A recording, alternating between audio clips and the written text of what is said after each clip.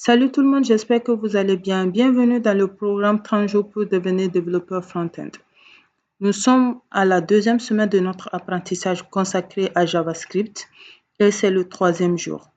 Dans ce cours, nous allons parler des entrées et des sorties en JavaScript. Nous allons parler également du casting, appelé également la conversion de type au niveau du JavaScript, ainsi que les opérateurs et aussi les structures de contrôle. Sans plus tarder, nous allons commencer avec les entrées et les sorties. Alors, qu'est-ce que c'est que les entrées et les sorties? Sachez qu'au niveau de la programmation, le plus important, c'est de pouvoir interagir avec l'utilisateur. J'entends par l'interaction le fait que l'utilisateur puisse rentrer des informations, saisir les informations qu'il veut et, et en contrepartie, que le programme puisse afficher les informations à l'écran.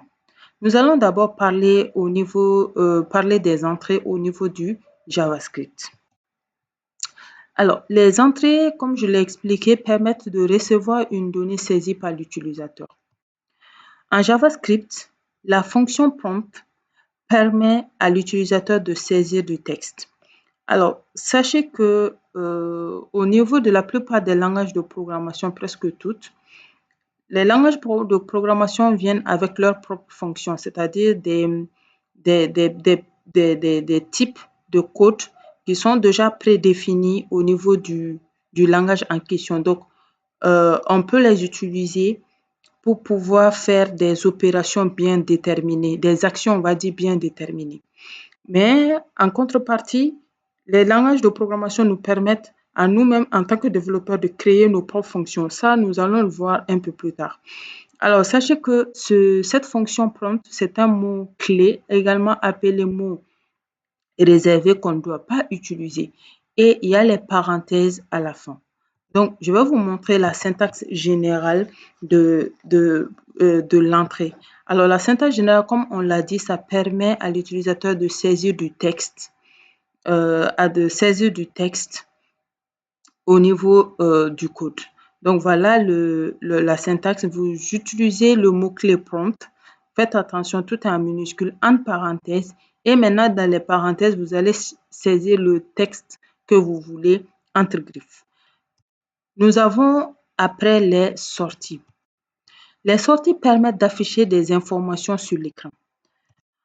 Au niveau de JavaScript, nous avons à notre disposition plusieurs fonctions qui permettent d'afficher différemment les informations. Nous allons étudier 3 de ces affichages ici. Nous avons d'abord le document_write. Alors, au niveau des document.write, nous avons une topic que nous allons voir plus tard qui s'appelle les DOM, Data Object Model, qui fera objet bien sûr d'un cours complet. Nous avons après le console.log. Nous avons après également le alert. Nous allons d'abord commencer par travailler sur les entrées. Donc, on se donne rendez-vous pour la partie pratique dans notre éditeur de texte VS Code. À tout de suite. Alors, bienvenue dans l'éditeur VS Code. Nous sommes toujours au niveau de notre fichier main.js et nous allons commencer par travailler avec les entrées.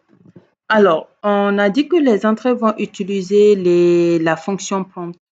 Donc, ce que nous allons faire, nous allons tout simplement permettre à l'utilisateur de saisir quelque chose au clavier. Donc, pour cela, je vais déclarer ma variable. Et nous avons vu qu'au niveau de la déclaration, on peut utiliser soit var ou bien let, mais tout au long de notre formation ici, nous allons plutôt utiliser le var. Si vous voulez savoir pourquoi je préfère utiliser le var, allez-y, regardez ma vidéo précédente où nous avons vu les variables et les constantes. Et là, nous avons bien expliqué la différence entre les var et les let. Donc là, nous allons continuer. On va juste écrire un petit programme qui va demander à l'utilisateur de rentrer son âge. Donc là, je vais déclarer âge ici. Donc là, on va dire à l'utilisateur de donner son âge. Donc là, ici, il existe deux manières. Si vous voulez, vous pouvez directement déclarer d'abord l'âge et après, vous venez attribuer la fonction prompt à l'âge. Donc là, je viens ici écrire âge. Donc, on a ici prompt. Et là, je vais donner la phrase. Entrez votre âge. Et voilà. Donc, on va enregistrer. Ce que nous allons faire ici maintenant, on va juste essayer de revenir, par exemple au niveau de l'HTML, on va faire le live server. Et le live server va nous permettre directement de gérer ça. Vous voyez, non? On a ici entrer votre âge et ça viendra avec une petite boîte qui va amener les boutons. Donc, je peux donner par exemple, je peux donner un âge, je mets par exemple 56 ans, 56, et je mets OK. Bon, ça n'a rien donné. Pourquoi? Parce qu'on n'a pas d'abord utilisé l'affichage. Mais ce qui nous intéresse ici, c'est d'abord le fait de saisir au clavier. Donc, je vais mettre en commentaire ici. Je vais mettre en commentaire utilisation, donner la main à l'utilisateur. C'est ce qu'on appelle donner la main à l'utilisateur. À l'utilisateur pour saisir au clavier avec avec la fonction prompt. Voilà. Alors, bon, ça, vous pouvez remarquer que le commentaire est un peu long.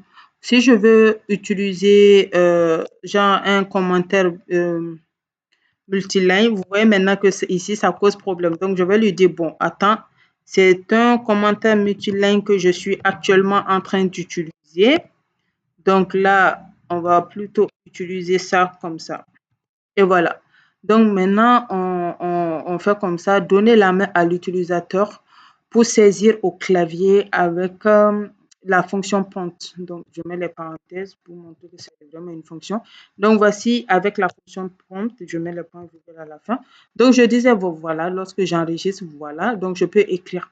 Donc, c'est ce qui veut dire donner la main à l'utilisateur, c'est-à-dire permettre à l'utilisateur de saisir ce qu'il veut. Alors, comme je l'ai dit, il existe, on peut mettre ça de deux manières. Si vous voulez, ce n'est pas la peine de revenir encore mettre et truc. Vous mettez juste égal. Ça aussi, ça, c'est la même chose. C'est-à-dire en déclarant notre variable, nous allons directement lui attribuer la fonction prompt pour qu'il puisse pour que l'utilisateur puisse saisir au clavier. Je dirais même ça, c'est mieux parce que ça va nous permettre d'écrire moins de lignes de code, donc moins de traitement pour votre ordinateur. Donc, voilà les entrées au niveau de JavaScript que nous allons voir, bien sûr. Maintenant, nous allons voir les sorties. Donc, on va écrire également un petit commentaire qui va nous permettre de nous guider un peu. Donc, on va dire ici les je vais mettre ça voilà. Je vais mettre ici les sorties en JavaScript. Voilà, les sorties en JavaScript. Alors, comme je vous l'ai dit, il existe plusieurs manières de faire les sorties en JavaScript, c'est-à-dire l'affichage à l'écran au niveau de JavaScript. Alors, la première sortie que nous allons utiliser, c'est les documents, c'est, on va dire en français, document.write. C'est la fonction que nous allons d'abord utiliser. Et je vais vous expliquer un peu c'est quoi cette fonction-là. Donc, avant, je vais d'abord mettre en commentaire voilà, document, document.write. Alors, c'est une fonction, donc un mot-clé, et ces documents, c'est avec des minuscules. Voilà. Donc, pour document.write. Alors, qu'est-ce que c'est que document.write? Sachez que document.write est une fonction JavaScript native au navigateur qui permet d'écrire dynamiquement du code HTML ou du code JavaScript directement dans une page. Quand on dit dans une page, c'est-à-dire ça permet directement d'écrire ici les résultats, c'est-à-dire d'afficher directement sur la page HTML ici les résultats. Alors, lorsque la page est entièrement chargée, il remplace le code existant par celui défini. Alors, il faut savoir que l'affichage se fait de deux manières, hein. Si vous voulez, vous pouvez afficher directement du texte. Par exemple, je peux afficher le texte directement de la variable, c'est-à-dire le nom, bon, on va dire en gros le nom de la variable qui est là. Ou si je veux, je peux récupérer la valeur qui sera attribuée à la variable. Nous allons voir les deux manières. Voilà. Donc, alors, sachez que le côté négatif du document.write, parce que oui, malheureusement, le document.write a un côté négatif, c'est tout simplement que le document.write peut retarder de plusieurs secondes l'affichage de la page. Alors, de plus, dans certains cas, la connexion lente, par exemple, au cas où votre connexion n'est pas rapide, Google Chrome va bloquer son usage et il va rendre également incertain le rendu de la page. Par exemple, ici, moi, je suis en train d'utiliser Internet Edge. Je suis en train d'utiliser ça, Edge ici.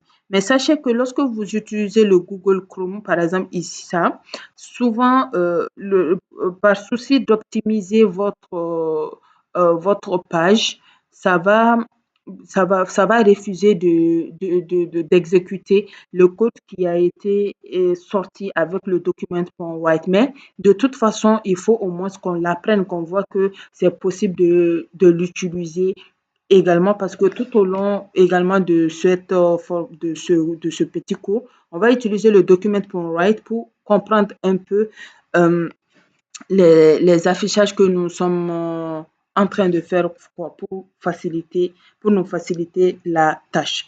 Donc ici, on va utiliser le document.write en écrivant les petits codes. Là, on vient de demander à l'utilisateur de rentrer son âge. Maintenant, ce que nous allons faire, on va tout simplement récupérer l'âge de l'utilisateur en gros. Donc, comment on fait? On va juste prendre ici document.write. Alors, sachez que comme c'est un mot-clé, directement, ça vient par défaut. Donc, lorsque vous écrivez vos lignes de code, sachez une chose, c'est regardez, à chaque fois, ça va vous donner ça va vous faire des propositions. Donc, vous pouvez directement sélectionner la proposition que ça vous donne. Donc, document.write entre parenthèses. Et là, je veux récupérer la valeur que l'utilisateur va donner au clavier. Par exemple, lorsque l'utilisateur va donner 20, je veux afficher 20. Donc, pour cela, je vais mettre âge, c'est-à-dire la variable ici, mais attention, sans griffe. Ne mettez pas les griffes dedans. Donc, on va enregistrer. Donc, lorsque j'enregistre directement, ça vient ici. Donc, je vais mettre ici, par exemple, l'utilisateur a, par exemple, 90. Donc, je mets OK et vous voyez que 90 est affiché. Et comme je l'ai dit, le document.write permet d'afficher le résultat d'un calcul ou d'autres choses sur la page directement. Voilà. Alors, bon, ça, c'est la première manière de comment le document.write affiche. Alors, la deuxième manière, c'est quoi? C'est d'afficher du texte que vous voulez. Par exemple, lorsque j'ai mis ce texte-là, vous pouvez remarquer que lorsque j'ai exécuté, c'est ce texte-là qui est apparu, c'est-à-dire ça s'est affiché. Par exemple, ici, vous avez entré votre âge, le message que sera lu par l'utilisateur. Donc, c'est la même chose que je veux au niveau de document.write parce que oui, il le fait également. Alors, la différence, c'est quoi? C'est que le prompt donne la main à l'utilisateur, c'est-à-dire lorsqu'il affiche le message, tant que vous n'avez pas mis quelque chose, il ne partira pas. L'instruction suivante ne sera pas exécutée. Alors que le document.write affiche seulement. Lui, il affiche et il passe à l'instruction suivante. Donc ici, pour que le document.write puisse afficher, je vais mettre par exemple, j'ai, par exemple, j'ai, euh, par exemple, j'ai 25 ans. Je veux que ce soit affiché comme ça. Donc, qu'est-ce que je fais? Je mets les griffes et je mets le message que je veux afficher textuellement ou dans le griffe. Donc, par exemple, ici, je mets j'ai. Donc, ici, je vais mettre virgule. Et virgule également, n'oubliez pas. Donc, je vais mettre ici 1. Bon, pour que ça, voilà, bon, on va voir d'abord. J'enregistre. Alors, on va mettre notre âge. L'utilisateur va mettre par exemple 25. Qu'est-ce qui va se passer? Vous voyez, j'ai 25 ans. Bon, le problème, c'est que c'est collé. Ça, c'est pas un problème. Ce qu'on va faire ici, on vient tout simplement, on met espace ici et on vient ici, on met espace. Nous allons réenregistrer. Et là, je vais mettre par exemple 34 et j'ai 34 ans. Donc, vous voyez maintenant que pour pouvoir afficher du texte, vous allez tout simplement mettre le texte en question entre griffes et pour mettre maintenant pour afficher la valeur d'une variable, vous mettez le nom de la variable, mais attention, ne mettez pas dans les griffes. Donc, voilà un peu les entrées-sorties que nous avons avec le prompt. Ça, c'est les entrées. Et maintenant, le document.write, ça, c'est l'affichage à l'écran, c'est-à-dire la sortie. Alors, nous avons la deuxième. Donc, ce que je vais faire, je vais tout simplement mettre cette première-là en commentaire également. Nous avons la deuxième. Comme je vous l'ai dit, la deuxième, c'est le console.log. Donc, je vais mettre un petit 2. Qu'est-ce que le console.log? Console.log. C'est également une fonction, en parenthèse. Alors, le console.log est une fonction qui permet de faire l'affichage, mais attention, l'affichage dans les consoles. Alors, quand on parle d'affichage dans les consoles, c'est quoi? Les consoles, c'est ce qui nous permet d'écrire, au fait.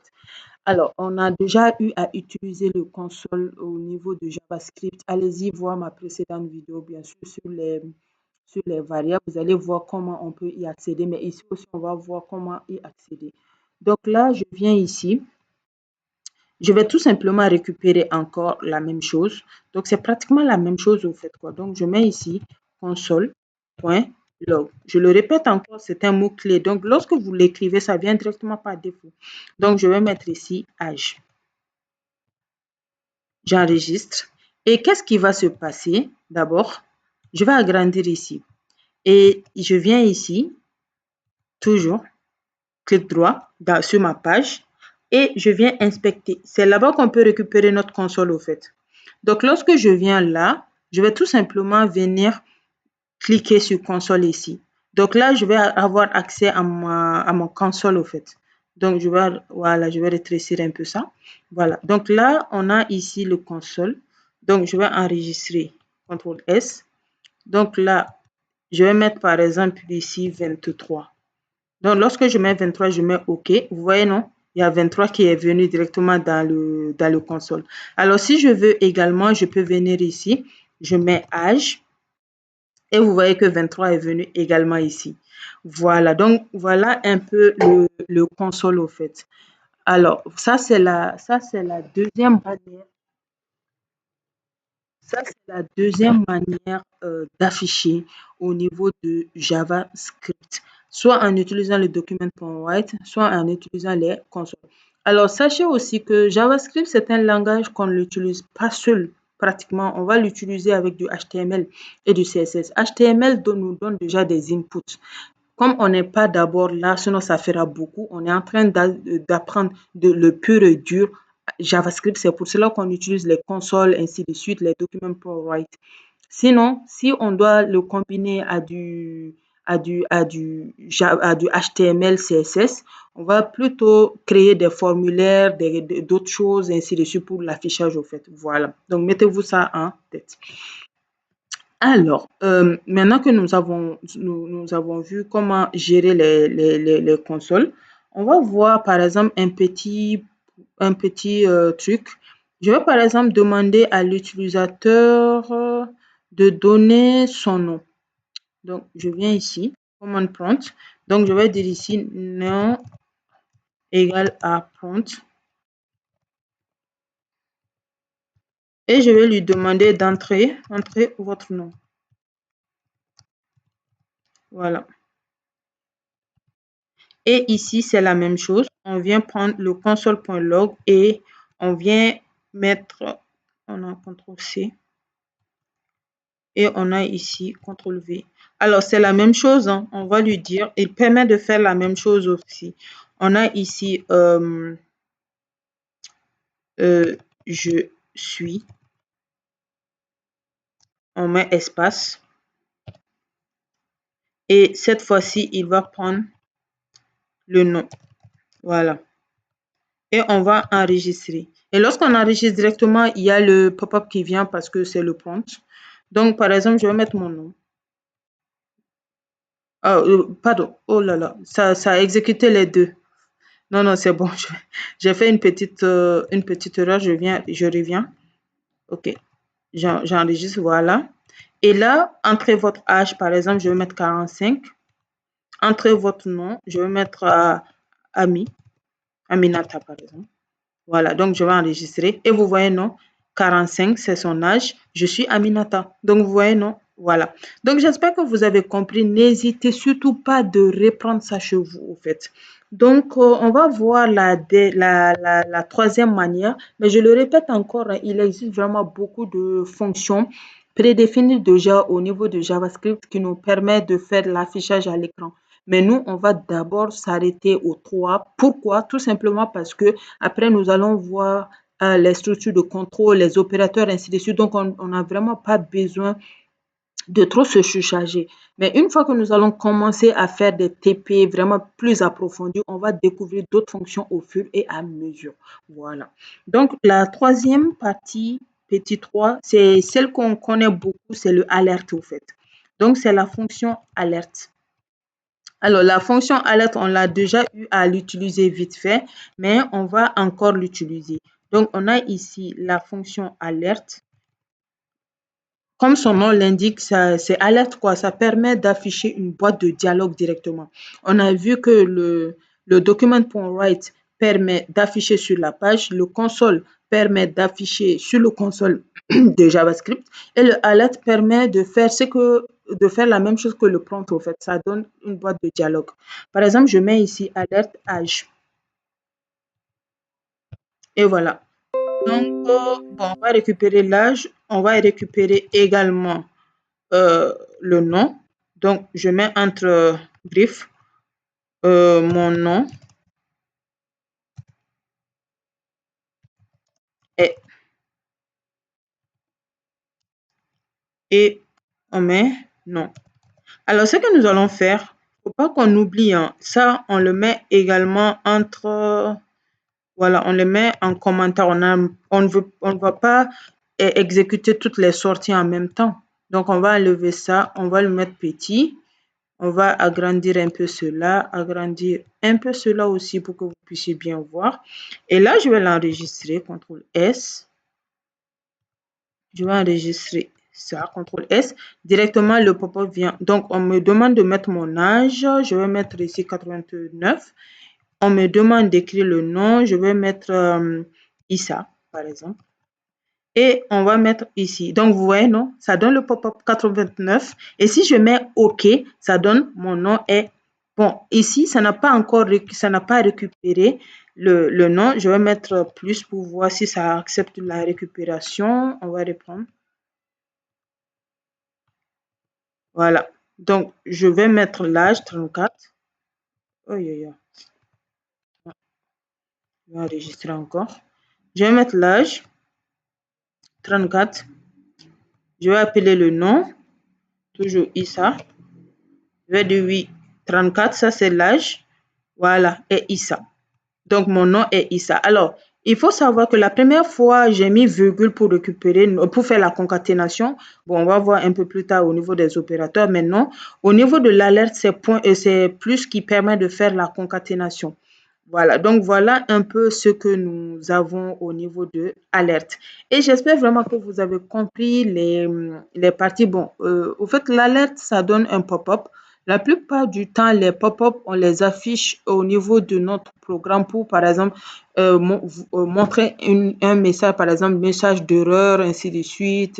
Voilà, c'est ce qu'on utilise pour faire les alertes. Comme on le dit, hein, ça permet d'alerter, comme son nom l'indique. Voilà. Donc, voilà un peu ce que nous avons au niveau des entrées-sorties. Nous allons maintenant parler du chapitre concernant la conversion de type ou le casting en JavaScript. Alors, d'abord, qu'est-ce que ça veut dire?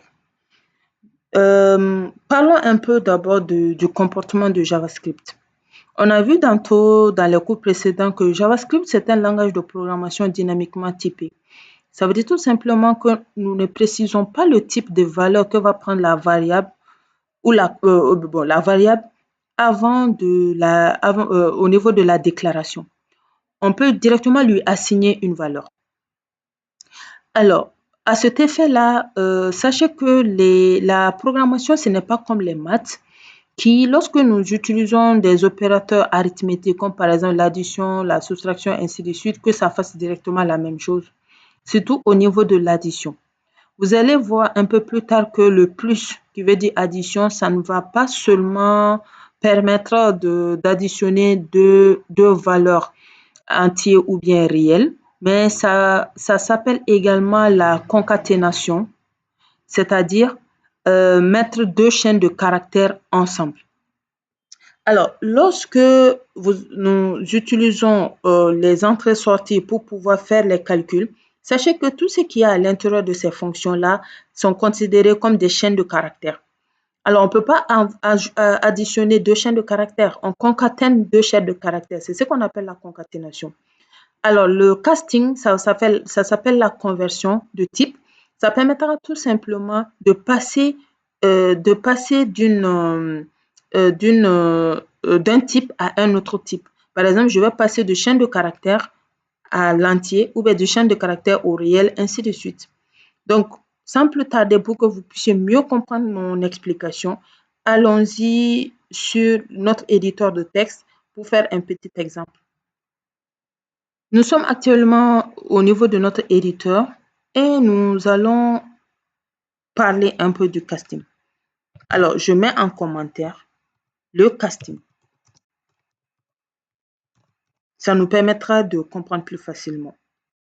Alors, d'abord, on va écrire un petit programme qui va demander à l'utilisateur de donner deux nombres. Et lorsque l'utilisateur va donner deux nombres, ça va faire la somme de ces deux nombres-là. Allons-y. Nous allons d'abord déclarer notre premier nombre. On va ici mettre let A égale A. On va demander à l'utilisateur de rentrer un premier nombre. Donc, ce serait du prompt. Entrez votre premier entier. On va dire les entiers. Deux points. Et on va permettre à l'utilisateur de le donner. On va maintenant déclarer B. Toujours la même chose. Donc, cette fois-ci, au lieu de l'écrire, je vais tout simplement le copier et le coller. Donc, vous, je vous conseille de l'écrire au fait. Entrez votre deuxième.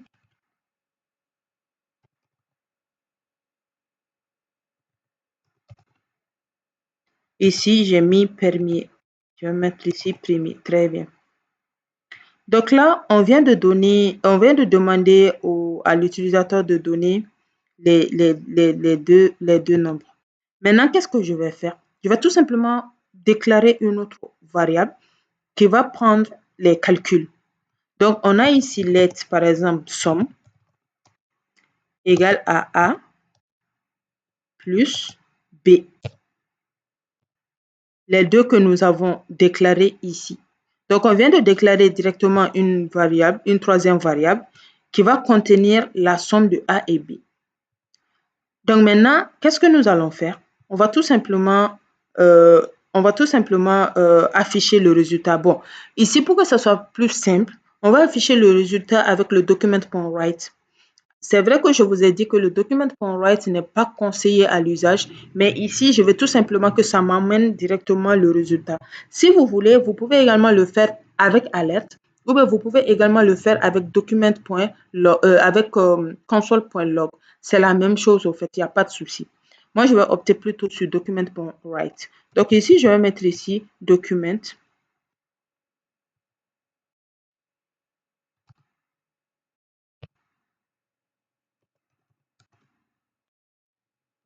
Et au niveau de document.write, je vais dire la somme, ce serait plus intéressant, la somme est, pour que ce soit plus rapide, quoi. La somme est.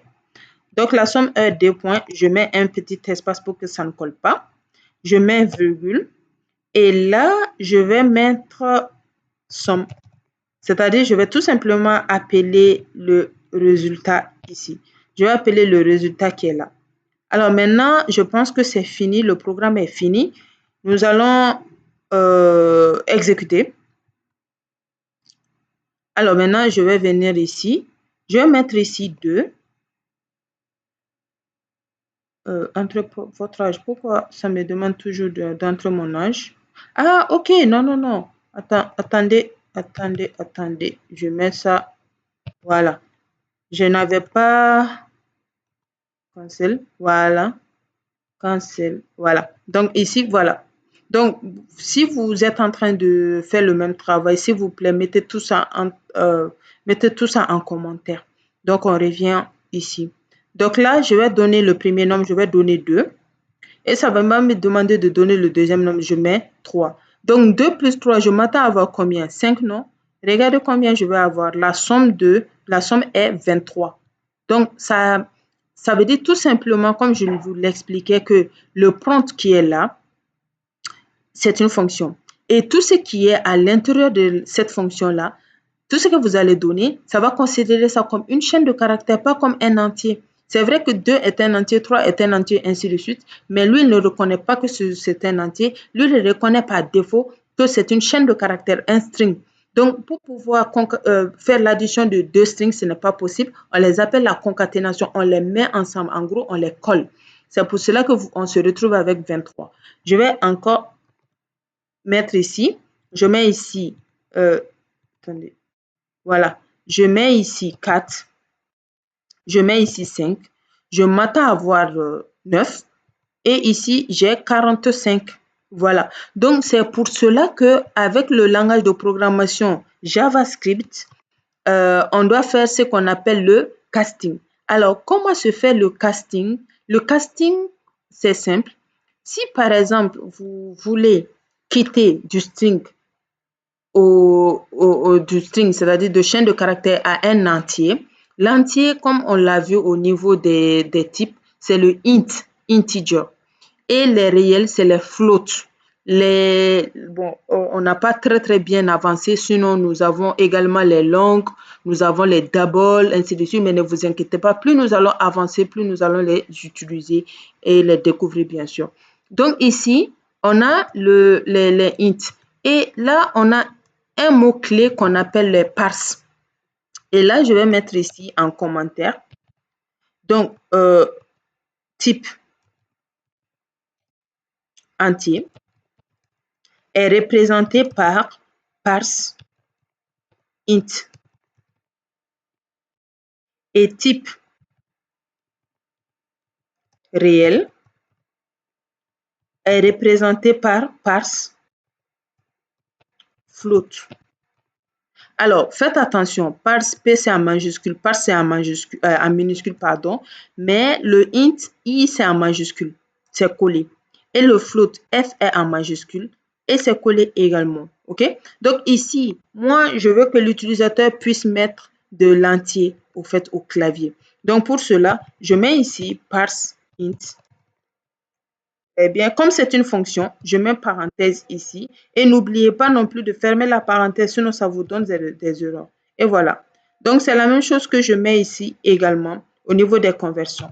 Donc, on a ici parse int aussi. Alors, il faut savoir que parse int, c'est une fonction, ainsi que parse float, ce sont des fonctions également mots-clés. Hein. Voilà, donc qui ne doivent pas être utilisées quelque part d'autre. Donc, je vais enregistrer. Et là, je mets 3. Je mets 4. Parse int. Attendez, je vais reprendre. Voilà. Je mets ici 3. Je mets ici 4.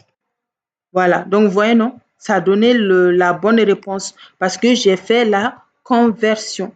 Donc, il ne faut pas oublier cela. Lorsque vous devrez utiliser, en fait, il faut savoir que certains langages de programmation n'ont pas besoin forcément de casting directement ici, sauf si vous utilisez des fichiers, ainsi de suite, des documents. Mais d'autres langages de programmation, surtout les langages de programmation dynamiquement typés comme JavaScript ainsi que Python, ont besoin de casting. Ainsi que le C# aussi a besoin de casting. et aussi le Visual Basic. Ces types de langages-là ont besoin que vous fassiez le casting obligatoirement pour pouvoir donner de bons résultats au fait. Donc voilà, donc j'espère que vous avez vraiment compris la partie casting ou conversion de type. Donc on peut utiliser également le parse float. Je vais vous montrer. Parse float. Et ici aussi, le parse float. Voilà. Et là, je vais enregistrer. Et ça va venir ici. Par exemple, si je prends 3, je prends 4 et ça donne également 7. Bon, alors, le parse float, normalement, c'est avec des virgules au fait. Comme je n'ai pas utilisé de virgule, c'est pour cela. Mais la plupart du temps, même si vous ne mettez pas de virgule, le programme lui-même va mettre des virgules. Alors, sachez une chose, c'est que nous avons des entiers et des réels. Les entiers, ce sont des chiffres sans virgule et les réels, ce sont des chiffres avec virgule. Faites attention à ne pas mélanger les types. Un entier ne peut pas prendre de réel. Sinon, il y aura ce qu'on appelle échappement de données. Il y a tout ce qui est au niveau des virgules, ça va s'échapper, c'est-à-dire le programme va les refuser pour garder juste la partie entière. Elle va laisser la partie décimale. Mais on peut bel et bien stocker de l'entier dans du réel. Le contraire n'est pas possible. On ne peut pas stocker du réel dans de l'entier. Certains langages de programmation sont très stricts. Ils ne permettent pas. Ils vont te donner des syntaxes erreurs. Mais d'autres langages de programmation vont permettre, mais avec des erreurs, au fait, c'est-à-dire avec des échappements. Et en programmation, on ne veut pas de ça. Donc, faites attention. Et on ne peut pas également mélanger comment on appelle? On ne peut pas mélanger les types aussi. Donc, par exemple, je mets 3, je mets 4 et toujours pourquoi je mets 5, je mets 4, ça donne 9. Et là, par exemple, je peux mettre ici 3.5, je mets 5.4 et voilà. Donc, vous voyez, non, ça me donne vraiment le réel parce que j'ai mis du réel dedans. Ok, donc j'espère vraiment que vous avez bien compris le programme l'explication au niveau du casting. Nous allons maintenant voir les opérateurs. Alors, pourquoi les opérateurs? Tout simplement parce que les opérateurs sont très importants au niveau de la programmation, surtout au niveau des structures de contrôle que nous allons voir au chapitre suivant. Donc là, nous allons les survoler et les expliquer. Et au fur et à mesure que nous allons faire des TP, des exercices et tout, on va beaucoup les utiliser au fait. Donc, on commence d'abord par la définition. C'est quoi un opérateur? Alors, sachez que les opérateurs, c'est comme les opérateurs en mathématiques, hein, c'est pratiquement la même chose. Ce sont tout simplement des symboles qui permettent de manipuler des variables. Chez nous, on utilise les variables, c'est-à-dire effectuer des opérations. Ici, le fait d'effectuer des opérations, ça s'appelle manipuler les variables, au fait, parce que ce sont les variables qu'on utilise pour faire des opérations. Alors, il existe plusieurs familles d'opérateurs, mais ici, pour faire un peu court, on va juste en citer quelques-uns. Nous avons les opérateurs arithmétiques. Alors, les opérateurs arithmétiques, ce sont les opérateurs qu'on a l'habitude d'utiliser en maths que nous connaissons. Nous avons les opérateurs de comparaison. Comme leur nom l'indique, ça permet de comparer deux ou plusieurs variables. Nous avons des opérateurs logiques. Nous avons les opérateurs d'affectation. Affectation, ça veut dire donner, affecter, ça veut dire tout simplement donner une valeur à une variable. La concaténation, c'est de les mettre ensemble, mais pas les additionner. Nous avons également les opérateurs d'incrémentation et de décrémentation que nous allons voir un peu plus tard. Alors, nous allons prendre les opérateurs un à un et un peu les expliquer. Alors, j'ai fait une petite liste des différents types d'opérateurs ici. Par exemple, au niveau des opérateurs d'arithmétique, vous avez l'addition, la soustraction, la multiplication, la division, le modulo. Et nous avons des petits exemples ici au niveau des opérateurs arithmétiques. En deuxième lieu, nous avons les opérateurs de comparaison. Alors, surtout les opérateurs de comparaison qui nous intéressent surtout ici, c'est l'égalité. Vous pouvez remarquer que l'égalité, ce n'est pas une seule égalité, mais c'est deux égales. En programmation, surtout au niveau des conditions, ça on va le voir encore une fois au niveau des structures de contrôle, l'égalité va doubler. On ne va pas juste mettre un seul égal. Un seul égal, c'est autre chose.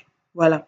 Donc, lorsque l'égalité est doublée, ça c'est l'égalité. Et lorsque l'égalité est triplée, ça c'est l'identité, c'est-à-dire c'est identique. Par exemple, 10 n'est pas identique à 20. C'est pour cela que ici, vous pouvez voir qu'on a false.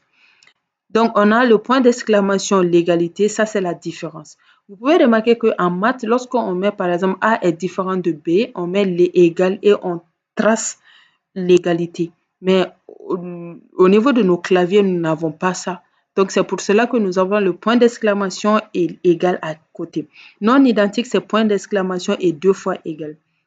On a les strictement supérieurs, on a supérieur ou égal, on a les strictement inférieurs, on a inférieur ou égal. Tout ça, ce sont des opérateurs de comparaison qui permettent de comparer deux ou plusieurs valeurs, deux ou plusieurs variables, ou permet de comparer une variable et une valeur.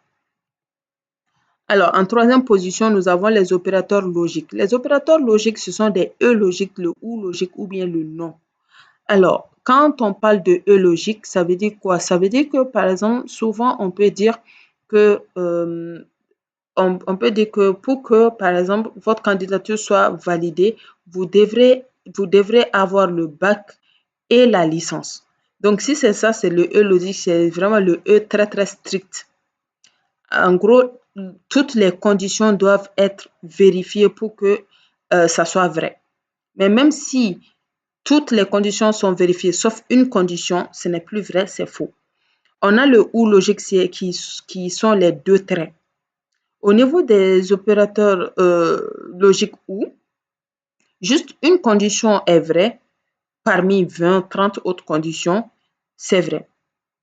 Donc, c'est ça. On a le non. Le non, c'est la négation. Si je dis sortir, non sortir, ça veut dire que tu ne sors pas. Voilà.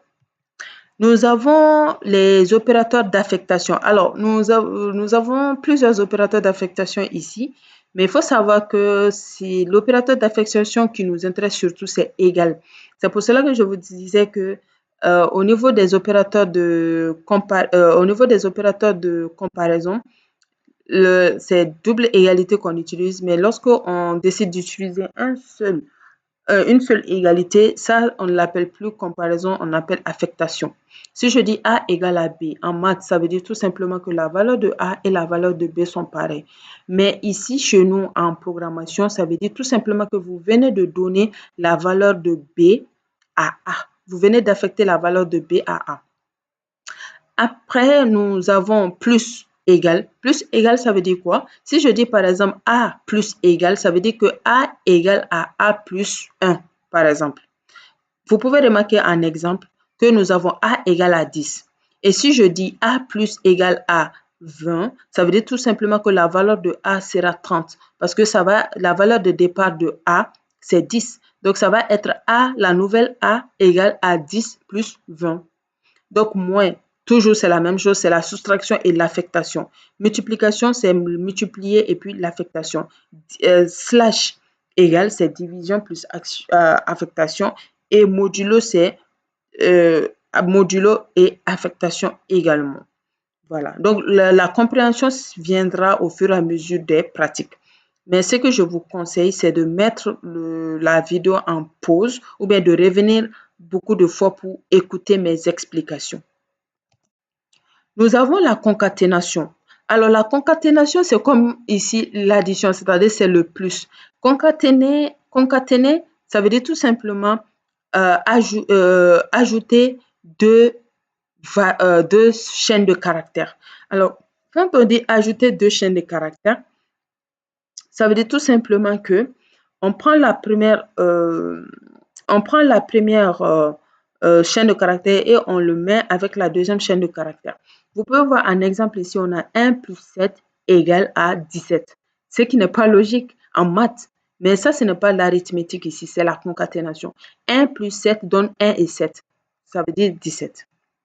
Et pour éviter de concaténer des chiffres, il faut obligatoirement faire le casting que nous avons vu au chapitre précédent. Nous avons enfin les opérateurs d'incrémentation et de décrémentation. Alors, comme leur nom l'indique, incrémenter, ça veut dire tout simplement ajouter 1 ou bien ajouter des nombres, même 2, ça dépend. Donc, c'est le plus, 2 fois plus qu'on utilise. Et là, on les utilise beaucoup au niveau des structures de contrôle, les boucles ou bien les structures itératives. On a la décrémentation. La décrémentation, ça veut dire réduire, enlever. Par exemple, moins. Ça veut dire tout simplement enlever 1 ou bien enlever 2. Vous pouvez le voir au niveau de l'exemple. On a ici le A égale à 10. Si on dit A++, ça veut dire qu'on va juste ajouter 1 à 10, ça veut dire 11. Si on veut continuer, après, ça va quitter de 11, ça va ajouter 1, donc ce sera 12. Ça va ajouter 1, ce sera 13, etc., jusqu'à la fin. Alors, ici, au niveau de la décrémentation, quand on commence à décompter sur 9, par 10, moins, on va enlever 1 jusqu'à la fin. Donc, ça va être 10, 9, 8, etc., jusqu'à moins l'infini, quoi. Voilà. J'espère vraiment que vous avez compris la partie au niveau des opérateurs. On ne va pas faire directement les pratiques avec les opérateurs seuls. On va plutôt utiliser les opérateurs avec les structures de contrôle que nous allons voir tout de suite. Nous avons les structures de contrôle. D'abord, il faut savoir que les structures de contrôle sont très importantes au niveau de la programmation. À chaque fois, on les utilise. Elles sont utiles pourquoi? Juste, par exemple, un petit exemple. Vous avez l'habitude d'utiliser, de créer vos mails, de créer vos comptes mail. Et lorsque vous créez votre compte mail, souvent, ça vous envoie des erreurs comme quoi le pseudo est déjà attribué à quelqu'un ou bien le mail ne concorde pas, le mot de passe est erroné, ainsi de suite. Sachez que c'est les structures de contrôle qui permettent de faire la vérification et d'envoyer le message. Au cas où l'utilisateur aura rentré une information qui se trouve déjà dans la base de données par quelqu'un d'autre, ne prend pas, réenvoie-lui un message pour dire que cette information-là est déjà sélectionnée. Ou bien au cas où l'utilisateur a créé un mot de passe et qu'après il vient essayer de rentrer dans le programme avec un autre mot de passe, fait la vérification et puis refuse. Si ce n'est pas correct, envoie-lui un message d'erreur au fait. Donc, c'est ça vraiment les structures de contrôle. Donc, on va tout le temps les utiliser partout. D'abord, en définition, bien que je viens de vous définir, mais je vais vous donner la définition directe des structures de contrôle. En gros, une structure de contrôle en informatique, c'est un ensemble d'instructions qui permet de contrôler l'exécution du code. On peut citer ici 3 grandes familles de structures de contrôle. Nous avons d'abord les structures de contrôle linéaires ou séquentielles. Nous avons en deuxième lieu les structures de contrôle alternatives ou conditionnelles. En troisième lieu, nous avons les structures de contrôle itératives, également appelées les répétitives ou bien les boucles, que nous allons aussi voir. Alors, je tenais à vous donner un petit conseil. En tant que développeur, il faut vraiment vous familiariser avec le jargon. Par exemple, quand on parle de structure de contrôle, sachez que c'est les if, else, les for loop, les while, ainsi de suite, c'est les boucles et tout ça. Si je dis également les structures de contrôle linéaire, sachez que linéaire, on dit également séquentiel pour parler de la même chose. Si je dis structure de contrôle conditionnel, sachez que quand je dis aussi alternative, je parle de la même chose, ainsi que pour les boucles.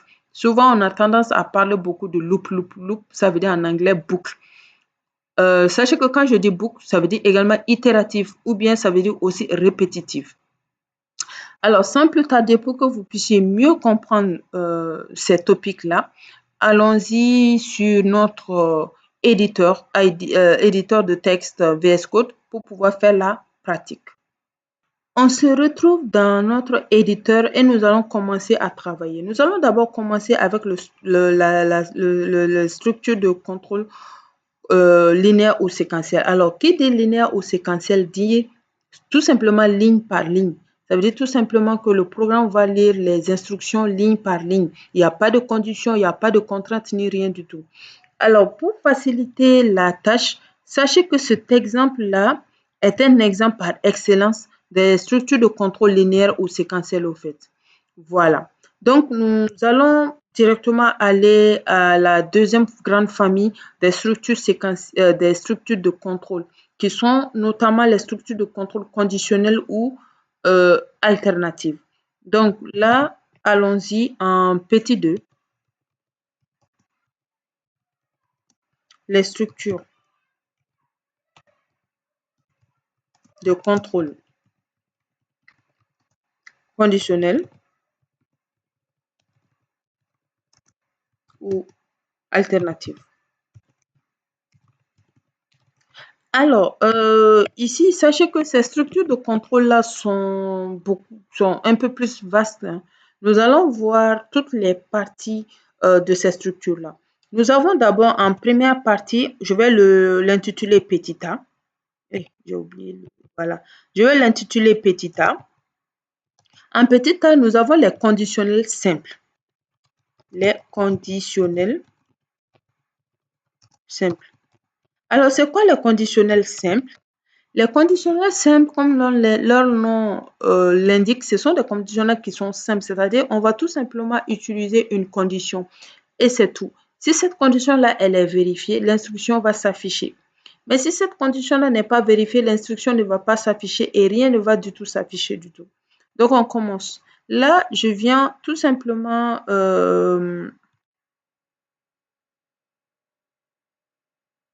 Là, je viens tout simplement réduire un peu et je vais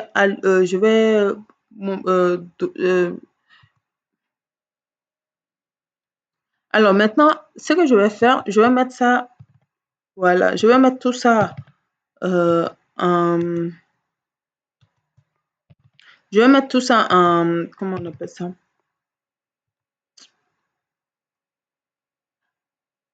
Alors maintenant, nous allons commencer à travailler un peu sur la conditionnelle simple. On va prendre un petit exemple. On va dire en gros, on va demander à l'utilisateur de donner son âge. Et lorsque l'utilisateur va donner son âge, on va vérifier. Au cas où l'utilisateur serait majeur, on va afficher vous êtes majeur avec la conditionnelle simple. Mais au cas où l'utilisateur sera mineur, qu'est-ce qui va se passer? Il ne va rien se passer parce qu'on ne lui a rien dit. Sachez que lorsque vous codez, c'est à vous de tout dire à votre programme au fait. C'est à vous d'écrire votre programme de A à Z. Le programme n'est pas du tout intelligent. Il ne sait pas quoi faire, comment faire, ni que faire au fait. Donc, commençons.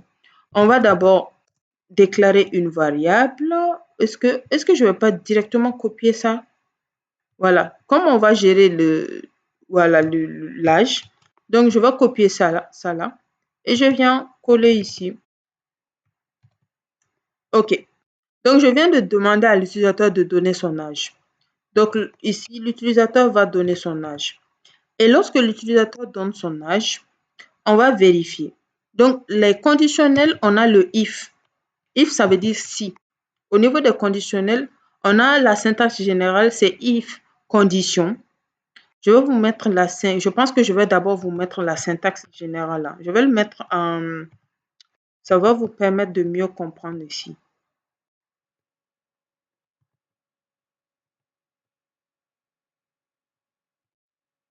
Voilà. Alors ici, je vais tout simplement mettre la syntaxe. La syntaxe, c'est quoi? C'est if condition.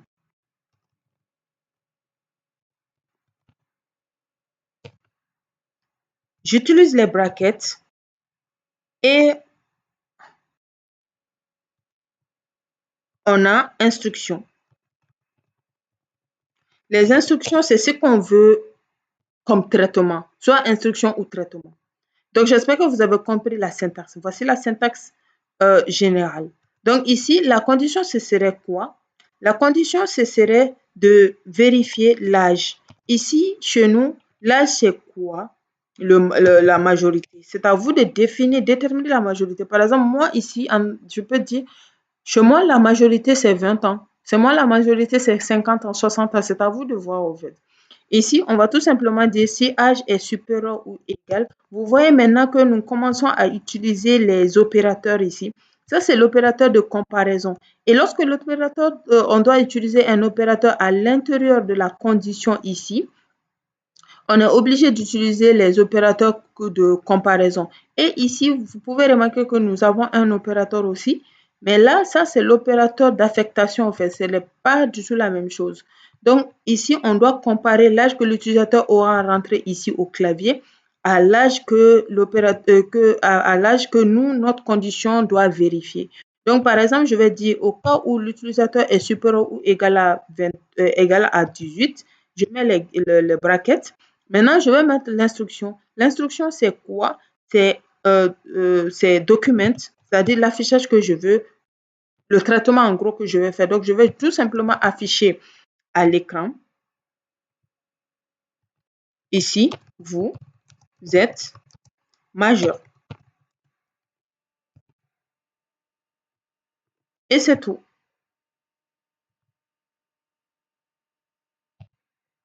Et voilà. Donc, voici mon petit programme qui est là. C'est un programme qui se fait assez simple. En gros, on vient de déclarer notre âge et on a demandé à l'utilisateur de donner son âge. Donc, le programme va donner la main à l'utilisateur. L'utilisateur va donner l'âge. Et la variable âge va récupérer cet âge-là. Et après, le programme va venir lire la deuxième instruction et va venir vérifier la condition. L'âge que l'utilisateur a donné au clavier sera vérifié avec la valeur qui est là. Au cas où la condition elle est vérifiée, c'est-à-dire au cas où l'utilisateur va donner quelque chose qui est supérieur ou bien égal à 18, ça va directement renvoyer ce résultat-là, ce traitement. Mais au cas où l'utilisateur va par exemple donner de, de moins l'infini à, à 17, ça ne va rien afficher du tout parce qu'on ne lui a rien dit. Maintenant, on va enregistrer.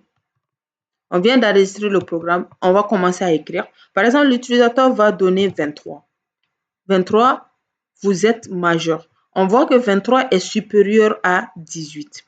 On va revenir encore ici. Par exemple, l'utilisateur va donner 18.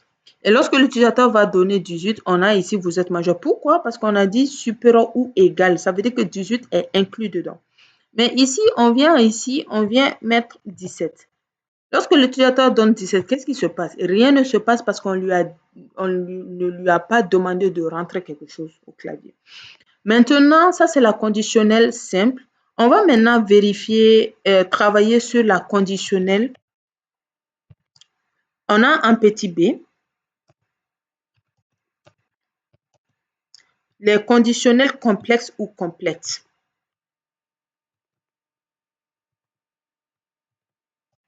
Complexe ou complète. Je vais agrandir pour que ça soit plus visible. Ou complète. Voilà. Au niveau des conditionnels complexes ou complètes, je vais tout simplement encore revenir prendre ça, copier. Et je vais coller. En gros, je vais mettre la structure générale quoi. Donc, on a ici le if condition, on a instruction, on ferme. Et on vient utiliser le else. Le else, c'est sinon. C'est-à-dire qu'au cas où la première instruction, elle est fausse, viens exécuter la deuxième instruction, c'est tout. Donc, on a ici instruction. Je vais mettre ici instruction 2. Ici, je vais mettre ici instruction 1, comme on a plusieurs instructions. Donc, voilà. Donc, par exemple, ici, si la condition qui est là, elle est vérifiée, c'est-à-dire si ça c'est vrai, donne ça. Mais au cas où ça, ce n'est pas vrai, il faut aller donner ça. C'est ça le sinon. Alors, ça c'est que le sinon d'un, il est facultatif, c'est-à-dire que vous n'êtes pas obligé d'utiliser le sinon. Vous pouvez, si vous voulez, utiliser seulement les si, on le verra plus tard. Ou bien, et en deuxième position également, le sinon est toujours à la fin d'une instruction. Le sinon ne prend jamais de conditions, de parenthèses et tout. Vous pouvez remarquer, on a juste else et c'est toujours à la fin d'une instruction. Voilà. Donc, on revient. On va tout simplement copier encore cette partie-là. Je vais faire beaucoup de copier, hein, mais vous évitez pour le moment de faire des copier-coller. Donc là, je vais venir mettre ça Je vais venir mettre ça en, comment on appelle ça? Voilà, je vais venir mettre ça en commentaire pour que ça n'influe pas sur ça. C'est toujours âge. Donc, on a ici âge égal à 18. Voilà. Et là, je vais tout simplement mettre ici else. Document.write, vous êtes mineur. C'est-à-dire, si vous ne remplissez pas ces conditions-là, vous êtes tout simplement mineur. Et voilà. Donc là, je viens ici. Je vais enregistrer. Alors, je vais mettre 12.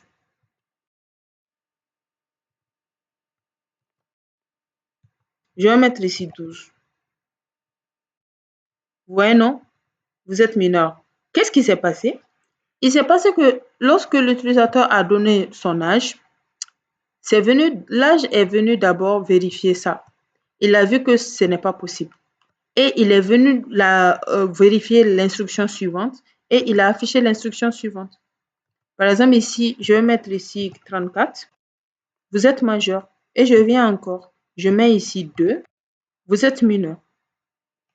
Alors, j'espère que vous avez compris cette partie-là également au niveau des structures conditionnelles complexes ou complètes. Maintenant, nous allons voir la troisième. Nous allons voir les troisièmes conditionnels. Ça, ce sont des conditionnels qui sont imbriqués. Comme je vous l'ai dit, l'utilisation de else n'est pas obligatoire. Ça, c'est un. Vous pouvez directement utiliser seulement les si. Ou bien, on a également les sinon si.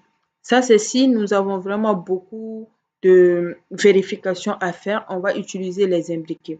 Donc là, je vais le mettre en petit c. Les conditionnels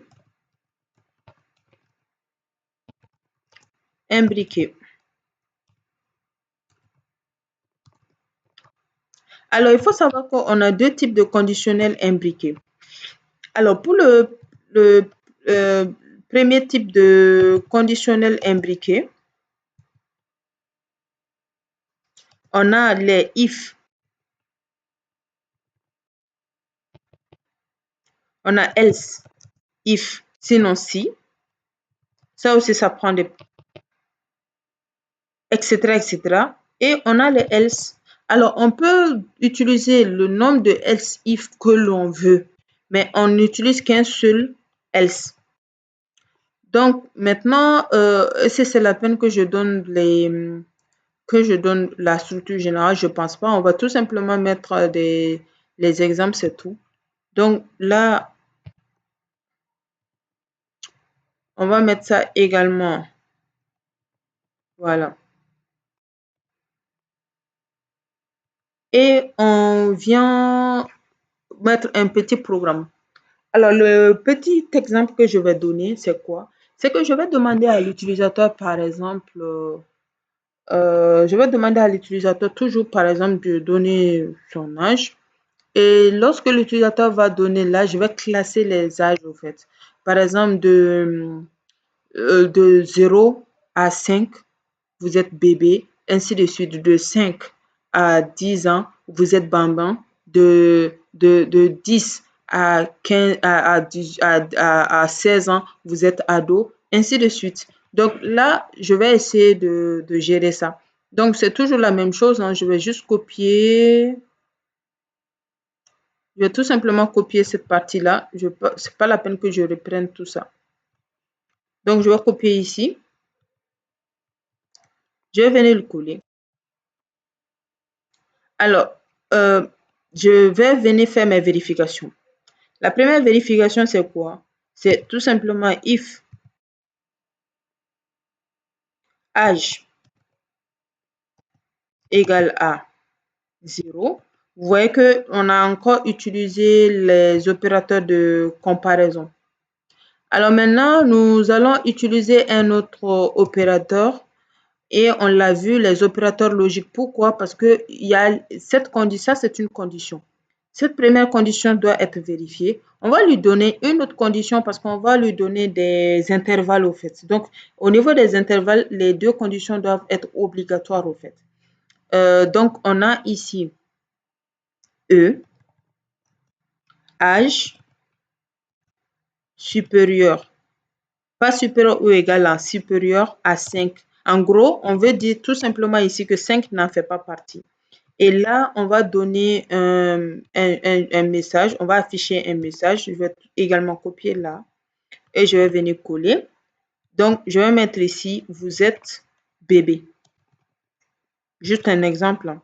Voilà, vous êtes bébé. Alors, je viens ici, toujours la même chose, sinon, si, else, if, entre parenthèses. Les if prennent toujours les parenthèses, les else ne prennent jamais de parenthèses. Faites attention, au niveau du JavaScript, c'est comme ça qu'on écrit sinon si. Parce que tous les langages de programmation ont leurs particularités. Il y a des langages de programmation, else if c'est collé. C'est au lieu de else if, c'est elif, ainsi de suite. Donc, au niveau de JavaScript, c'est else if qui ne sont pas collés. Alors, donc nous avons else if. On va tout simplement copier tout ça encore, copier, et on va venir les mettre ici. Donc, c'est à moi de définir mes conditions. Donc, au lieu que cette fois-ci que ça soit 5, je vais tout simplement mettre ici si âge est supérieur, par exemple, ou égal à 5, ou bien si âge est supérieur ou égal à 5, et âge, je vais mettre ici supérieur ou égal à, par exemple, 10, non, 12, par exemple.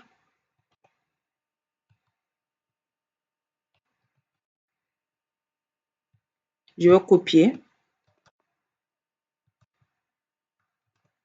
Vous êtes un enfant.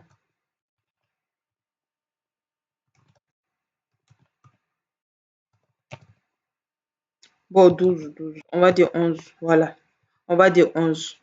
Alors, toujours la même chose, mais cette fois-ci, je vais tout simplement copier-coller. Alors, c'est tout simplement pour vous expliquer que on peut avoir le nombre de else if que nous voulons dans notre programme. C'est illimité, on va dire en gros. Donc, on a ici else if. Else if,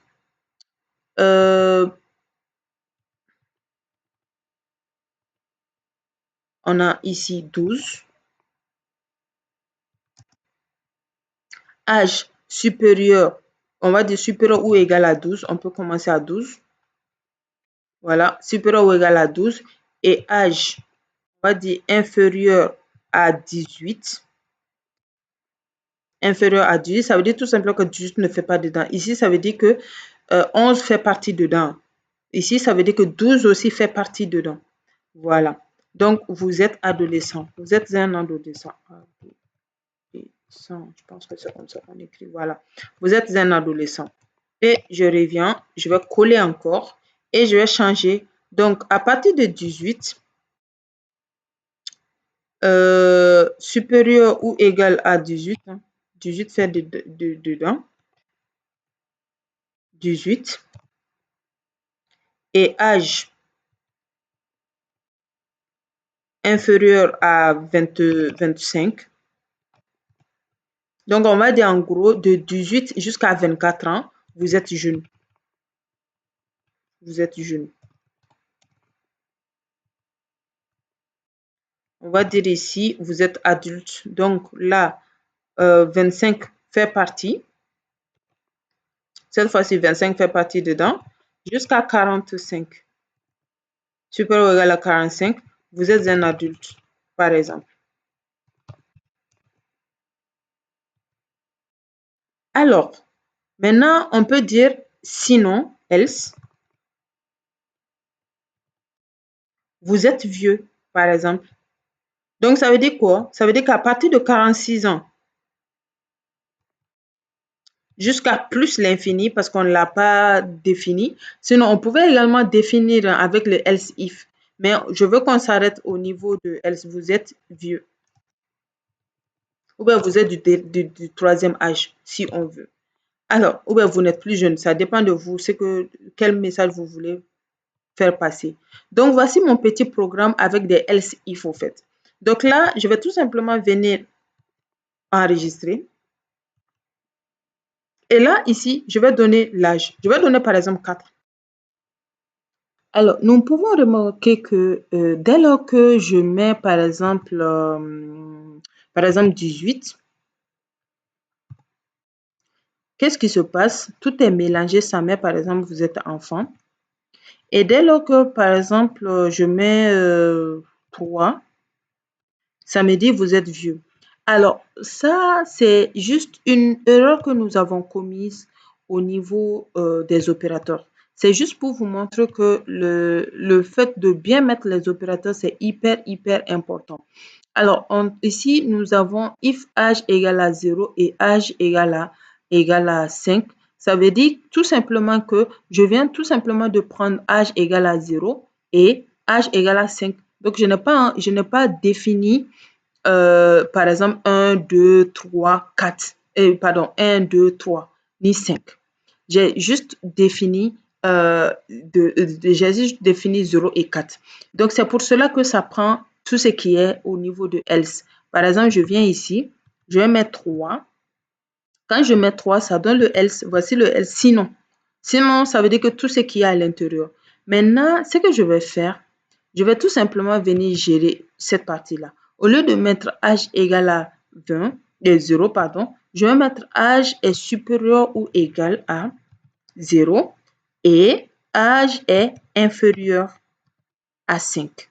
Donc là, je viens, je reprends, je mets 3 et voilà, vous êtes bébé. Donc c'est ce qui est correct en fait. Donc c'est la même chose ici. Âge supérieur ou égal à 5. Ça veut dire que j'ai inclus 5 dedans. Et âge supérieur ou égal à 11. Donc je viens par exemple ici, je vais mettre 10. Et lorsque je mets 10, ça me dit encore vous êtes vieux parce que je n'ai pas inclus 10 dedans. Donc, mais si je mets âge inférieur, donc cette fois-ci, ça me donne la barrière au fait. Donc, c'était ça l'erreur que nous avons commise. C'était tout simplement pour vous montrer que c'est hyper important de donner les bons opérateurs ici au fait. C'est hyper important.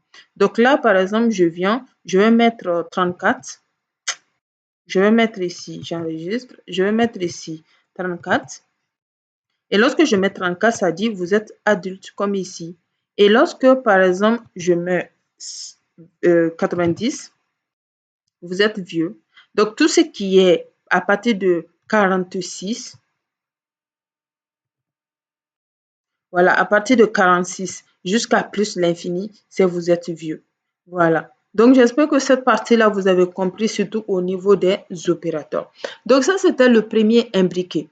Alors, le deuxième imbriqué, je pense que c'est la même chose. C'est juste qu'on ne va pas tout simplement utiliser le else, else, c'est tout.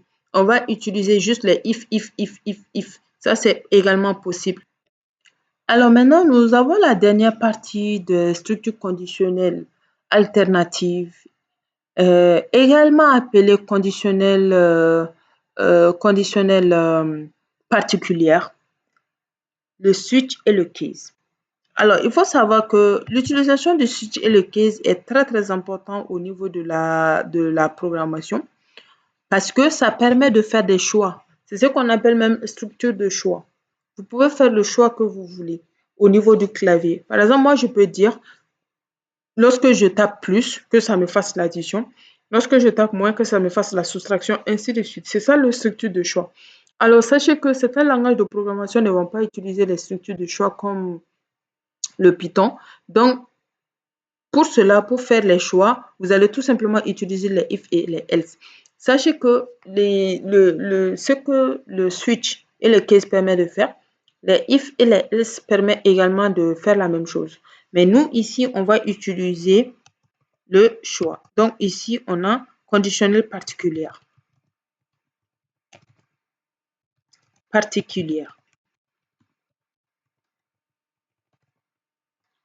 Au niveau de la conditionnelle particulière, comme je l'ai dit, c'est les switches et les cases. Donc, on va essayer de mettre un peu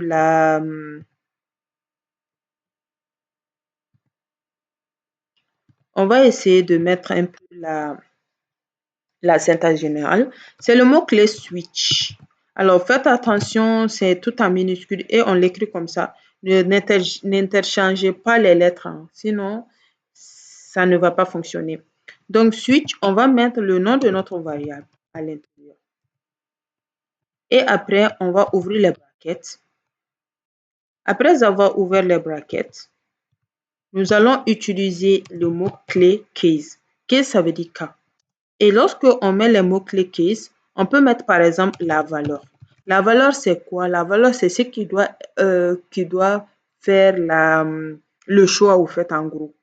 Par exemple, la valeur, ça peut être 1, 2, 3, 4, 5 jusqu'à l'infini.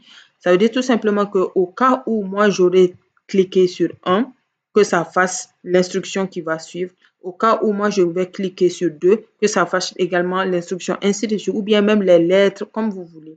Donc, on met 2 points à la fin. Et après, nous allons faire l'instruction ou bien le traitement. On a ici la première instruction. Et à la fin, n'oubliez pas une chose qui est très importante qu'on appelle le break. Alors, vous allez comprendre après l'utilité du break. Donc, voici le case et je vais mettre ici valeur, la première valeur, valeur 1, ainsi de suite. Je vais tout simplement copier cette partie-là et je vais coller. Alors, sachez que vous pouvez avoir autant de switch et de case que vous voulez dans votre programme. Et à point, point, point, je vais mettre ici point, point, point, point, point. Je vais me permettre de savoir que je peux l'utiliser autant que je veux. Et après, on a le default. Default, ça veut dire par défaut. Par défaut, je veux quoi? Toujours instruction. Mais cette fois-ci, c'est instruction N quoi, c'est la fin. Le default, en gros, c'est comme le else également. La seule différence, c'est que, c'est comme le else en gros, c'est que c'est facultatif aussi, vous pouvez ne pas l'utiliser aussi. Donc, par défaut, on va faire l'instruction qui va suivre. Donc, voilà un peu ce que nous avons ici au niveau des switches et les keys. Nous allons essayer d'écrire un petit programme avec le switch et keys qui permettra à l'utilisateur de choisir on va dire tranche d'âge, sa tranche d'âge. Lorsque l'utilisateur va cliquer sur un bouton, ça va lui dire par exemple vous êtes enfant. Lorsqu'il va cliquer sur un bouton, vous êtes jeune, ainsi de suite. Donc, allons-y faire cela. Bon, là, nous allons déclarer notre variable qui va s'appeler âge et on va donner la main à l'utilisateur pour qu'il puisse mettre quelque chose au clavier. Donc là, on va lui dire entrez votre tranche d'âge. Ou bien choisir votre tranche d'âge. En fait, voilà, prenez ce que vous voulez. D'accord. Donc, on vient ici, toujours la même chose. Document.write. Et là, on va mettre l'âge ici. Donc, on vient tout simplement ici faire la même chose que je viens de vous expliquer. Donc, ce serait du switch. Et on va mettre la variable dedans. La variable, c'est âge. Parce que c'est l'âge que nous allons contrôler au fait. Donc, là, ce serait du case. Alors, il faut savoir que là, si vous voulez, vous pouvez mettre 1. Ça veut dire tout simplement que lorsque vous allez taper 1, ça va donner l'instruction qui va suivre. Mais par exemple, moi, je vais décider, par exemple, de mettre des caractères ou des chaînes de caractères. Si c'est le cas, par exemple, vous voulez que lorsque l'utilisateur, par exemple, tape J, que ça mette vous êtes jeune, ça, ce n'est pas la bonne méthode, ce n'est pas correct parce que c'est une lettre ou bien une chaîne de caractères. Ça ne se fait pas. Vous mettez entre griffes. Mais si vous décidez de mettre du chiffre, vous pouvez mettre le chiffre sans apostrophe ou bien sans griffe. Donc, par exemple, je vais dire ici, au cas où l'utilisateur va mettre, par exemple B, que ça puisse lui envoyer document.write, je vais mettre ici, lui afficher, que ça puisse lui afficher ici, vous êtes bébé. Donc, ce serait entre griffes ici. On veut juste afficher du texte. Donc, ce serait vous êtes bébé. Voilà. Et voilà. Donc là, Je retourne et je vais tout simplement copier tout ça et je vais venir coller ici. Par exemple, là, je vais dire, bon, au cas où l'utilisateur aura mis E, que ça puisse lui dire, vous êtes enfant. Et toujours la même chose, entrée. Donc, vous ne copiez pas et collez, hein. Franchement, mettez tout bien, en fait, quoi. Donc, lorsque l'utilisateur, par exemple, va taper la lettre enfant J, ça va dire vous êtes jeune, par exemple. Et lorsque l'utilisateur va mettre la lettre, euh, la lettre A, ça va lui dire vous êtes adulte.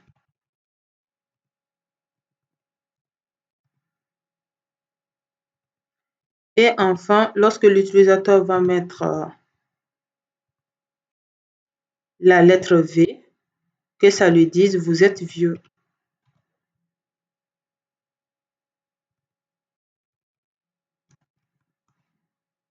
Et maintenant, on va ajouter le default. Comme je vous l'ai expliqué, le default, il est facultatif.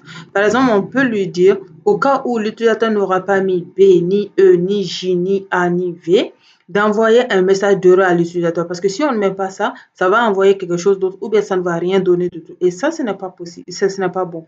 Vous devrez tout le temps euh, dire à votre utilisateur, on va dire en gros, informer votre utilisateur. Par exemple, l'utilisateur peut ne pas savoir ce qu'il doit faire et lorsqu'il met autre chose, je peux lui dire, veuillez entrer B, soit B, E, J, A ou V. Et voilà. Donc, ça va lui amener ce message d'erreur-là. Ok, donc on vient de créer quelque chose comme ça.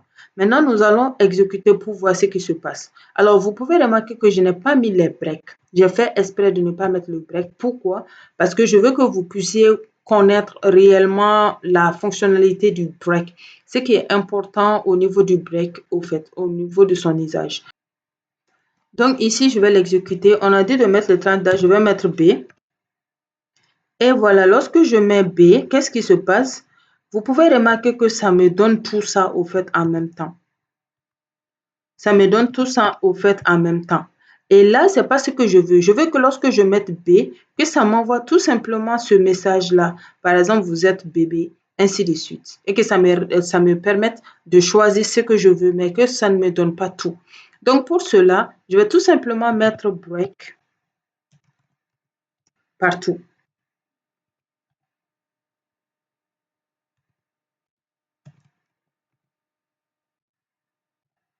Je mets également partout ici break. Alors, vous pouvez remarquer que l'utilisation de break est obligatoire si vous voulez réellement avoir le choix.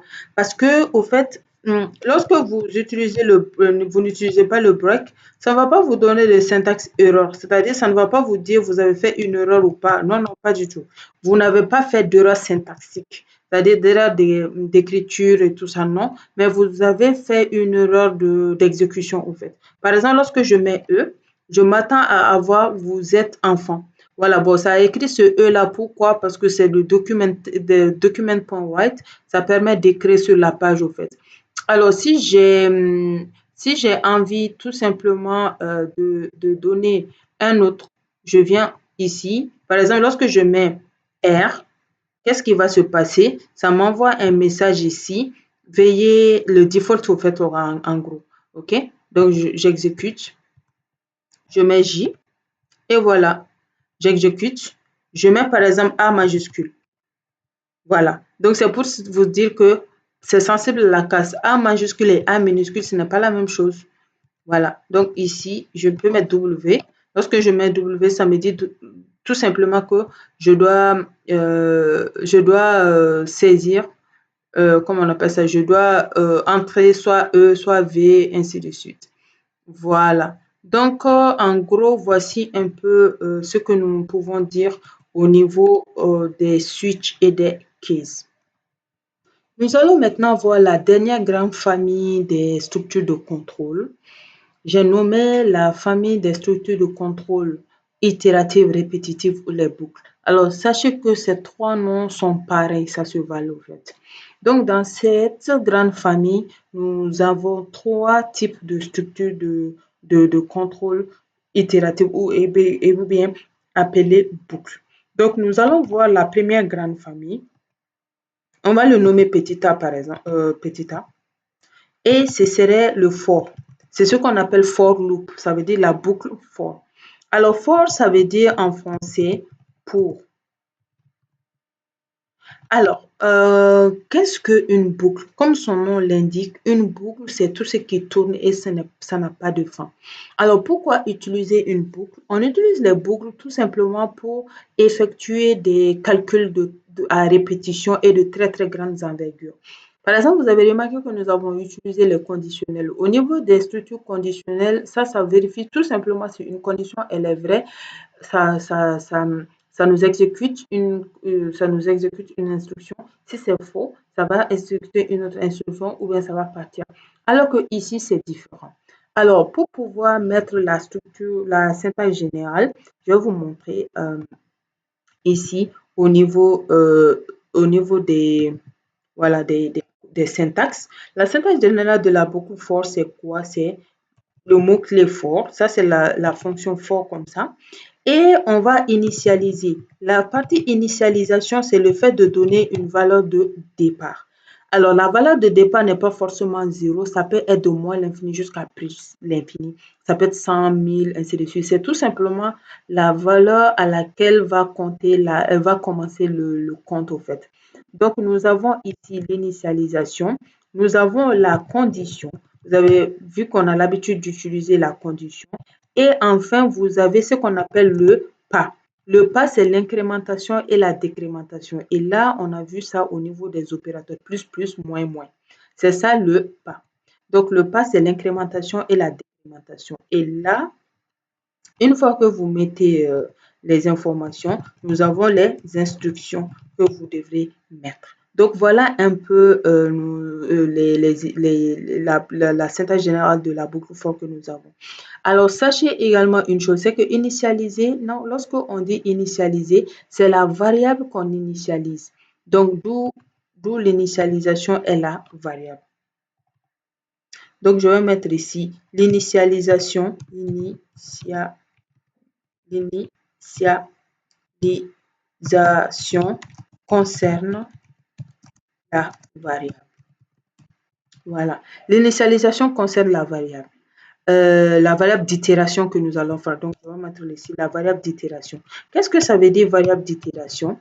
La variable d'itération veut tout simplement dire la variable qui va changer, c'est-à-dire qui va être incrémentée, décrémentée, qui va prendre la condition, ainsi de suite. Donc, ça, c'est l'initialisation. La condition également, c'est la variable d'itération qui sera conditionnée. Le pas aussi, c'est la variable d'itération qui aura le pas. Donc, tout ce que nous avons fait ici, c'est la variable d'itération. Alors, faisons maintenant un petit pratique pour vous permettre de mieux comprendre. L'exercice que nous allons traiter, c'est tout simplement, on va demander à l'utilisateur de donner un nombre, par exemple un entier. Et lorsque l'utilisateur donne cet entier, ça va afficher la table de multiplication de cet entier en question. Donc, c'est un exercice qui est très intéressant, très facile également à faire, mais ça va nous permettre de vraiment savoir comment manier, comment manipuler la boucle for. Donc, commençons. On va déclarer notre variable ici, let. On va le déclarer comme par exemple A. Alors, on va déclarer une autre variable qui va prendre la formule. Quand on dit la formule, ça veut dire quoi? Ça veut dire que l'opération qui permettra d'être affichée. Donc, par exemple, moi, je vais mettre ici mult, comme la table de multiplication. Alors, sachez que lorsque vous avez plusieurs variables, vous pouvez les déclarer comme ça, au fait. Par exemple, ils ont les mêmes types. Donc, je mets let seulement, je mets A, virgule, je mets variable 1, virgule, variable 2, virgule, jusqu'à variable n. Donc, c'est possible. Mais c'est possible également, par exemple, de déclarer une première variable, de mettre point virgule. Après, à la ligne, déclarer une deuxième variable. Point virgule, ça veut dire la fin de l'instruction. Mais s'il vous plaît, ici, ne mettez pas point virgule, mettez virgule. Parce que lorsque vous allez mettre point virgule, le let ne sera pas pour le let ne sera pas pour le multi, au fait. Il sera tout simplement pour le A. Parce que point virgule, ça veut dire que c'est la fin d'une instruction. Donc, allons-y, continuons. Maintenant, nous allons donner toujours la main à l'utilisateur. Et comment on donne la main à l'utilisateur? C'est qu'on va dire à l'utilisateur, par exemple ici, je vais lui dire parse int pour qu'il puisse, n'oubliez pas, hein, c'est pour qu'il puisse comprendre que c'est le chiffre que je vais mettre. On a ici prompt, entrée, un entier. Donc, ça, cette partie-là, il faut savoir que cette partie-là, elle est très importante parce que c'est à titre informatif pour l'utilisateur. L'utilisateur doit vraiment être informé de ce qu'il doit faire en fait, pour faciliter l'utilisation de votre application. Donc là, on va le lire, document.write.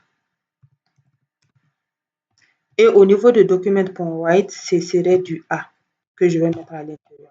Alors maintenant, nous allons utiliser notre boucle pour pouvoir faire les calculs.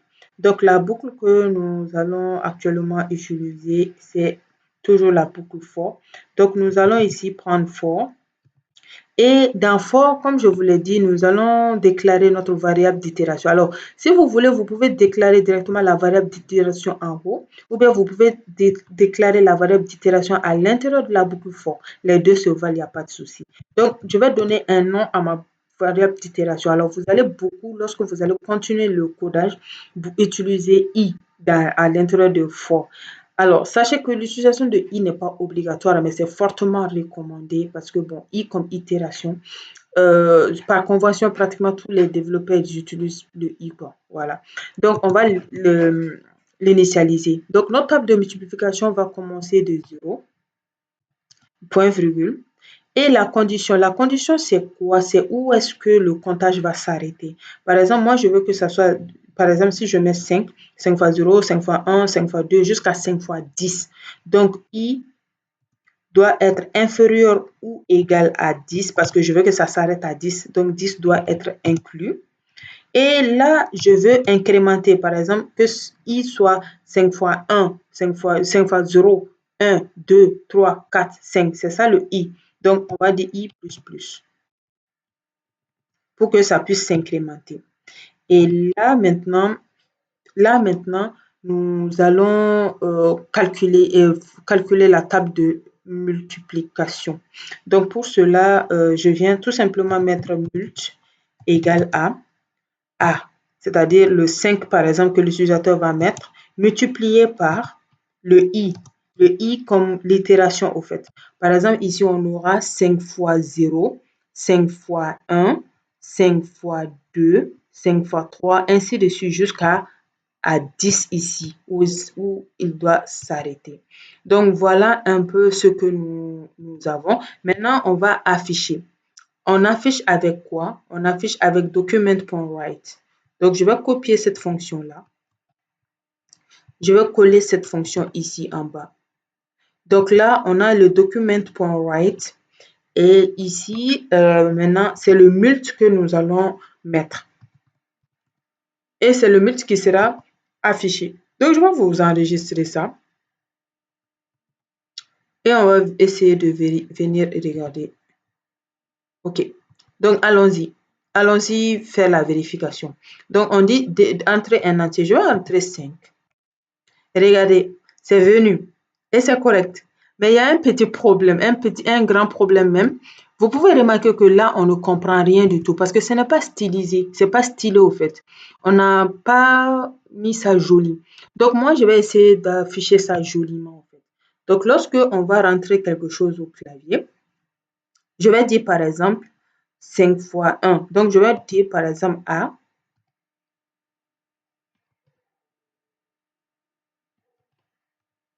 Multiplié par, je vais utiliser X. multiplié par I.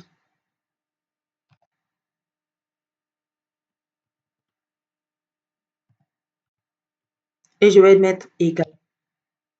Et voilà. Alors, ça, c'est les mises en page, au fait, quoi. C'est les mises en page qui nous permettent d'avoir de jolies choses au niveau de l'affichage. Par exemple, je mets 5. Alors, qu'est-ce qui se passe actuellement? Nous avons ici 5 fois 0, 5 fois 1, ainsi de suite. Mais jusqu'à présent, ce n'est pas aussi joli que ça. Alors, pour que ça soit encore un peu plus joli, alors, on va utiliser le BR. N'oubliez pas, hein, c'est vrai, nous sommes au niveau du JavaScript, mais qui dit JavaScript dit forcément HTML également. On peut utiliser des balises HTML dans du JavaScript comme ça. Par exemple, ici, lorsque je mets 5, vous voyez, non? On commence à avoir quelque chose. Vous voyez que le BR, ça permet de les amener à la ligne. Alors, vous pouvez également remarquer que nous avons ici 5 qui est écrit. Moi, je n'aime pas trop ça, au fait. C'est ça un peu le côté négatif aussi du document, de l'utilisation du document. Mais je l'utilise parce que ça nous permettra, ça va nous permettre de mieux comprendre facilement. Donc, je mets 4 par exemple. Et vous voyez 4 est en haut ici. Donc, 4 fois 0, ainsi de suite. Mais par exemple, si je mets la table de multiplication de 4 est, pour que ça soit plus joli, quoi. Donc, je mets ici la table de multiplication de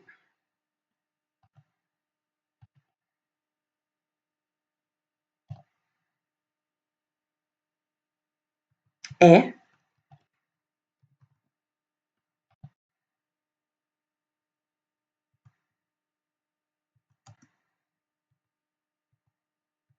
Voilà. Essayons avec ça. Ça c'est... pardon, il y a une virgule qui manque. Ça m'a donné les 0. Donc, je reviens ici. Et là, je vais prendre par exemple 2. La table de multiplication de 2 est... Attends, voilà.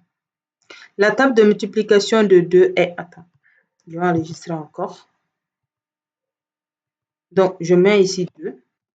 La table de multiplication de 2 est 2 fois 0 jusqu'à 2 fois 10. J'espère vraiment que vous commencez à comprendre. Je vais mettre la table de multiplication de 8. La table de multiplication de 8 est, donc ça commence de 8 fois 0 jusqu'à 8 fois 10. Et voilà. Par exemple, je vous montre ici. Je vous ai dit que ce n'est pas obligatoire que l'initialisation commence par 0. Supposons qu'on mette l'initialisation à 1 et qu'on dise que bon, on ne va pas s'arrêter à... Non, on va s'arrêter à 10.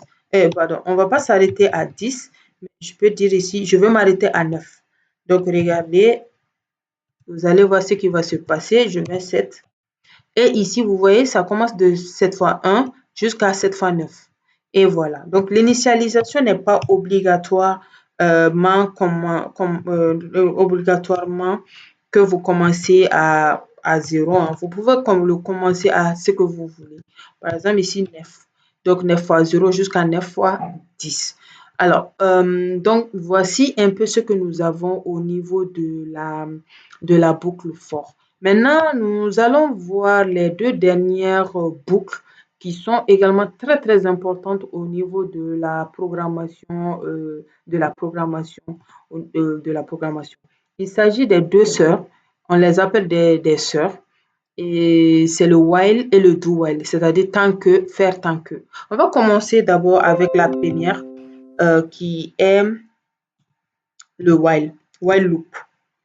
Donc, on a ici le while qui veut tout simplement dire tant que.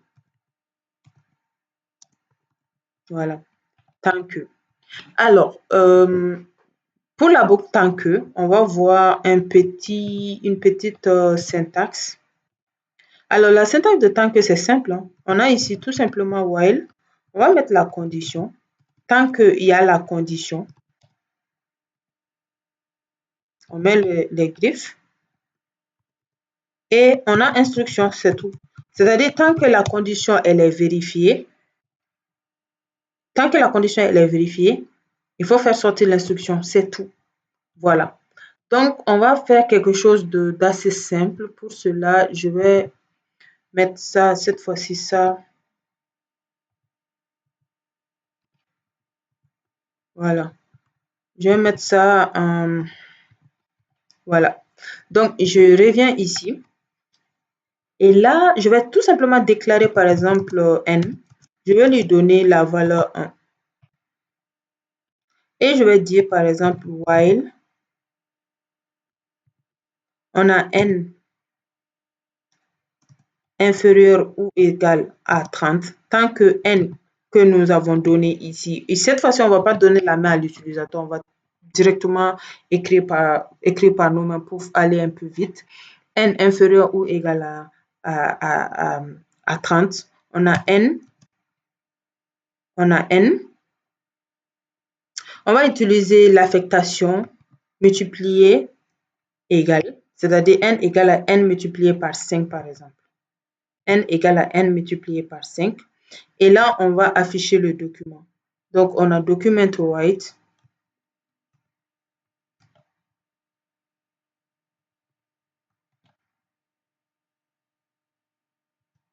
On va afficher n.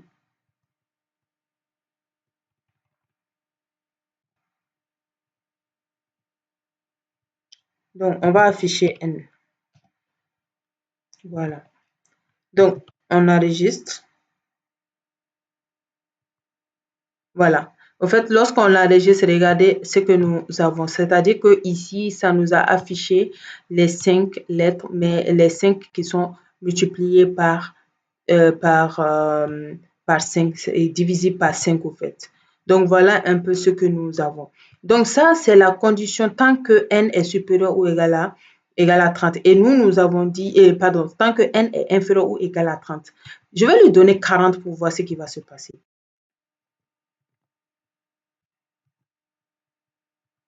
Alors, lorsque je lui donne 40, excusez-moi, voilà. Lorsque je lui donne 40, regardez ce qui s'est passé. Ça a enlevé directement. Par exemple, je vais lui donner 30. Lorsque je lui donne 30 directement, ça fait le calcul. Mais quand la condition, ça c'est la condition, elle est vérifiée. J'espère que vous êtes en train de comprendre. En fait, ici, regardez juste la condition. Tant que n, on a déclaré notre n et on lui a affecté la valeur de 30, par exemple. Et notre condition, c'est tant que n est inférieur ou égal, est plus petit ou bien est égal à 30, fait tout ça.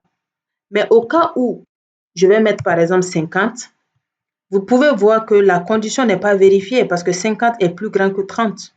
Donc là, je vais enregistrer et vous voyez que la condition n'a pas, le calcul n'a rien donné. Pourquoi? Parce que la condition n'est pas satisfaite. Ce qu'on appelle ici, ça va directement sortir de la boucle.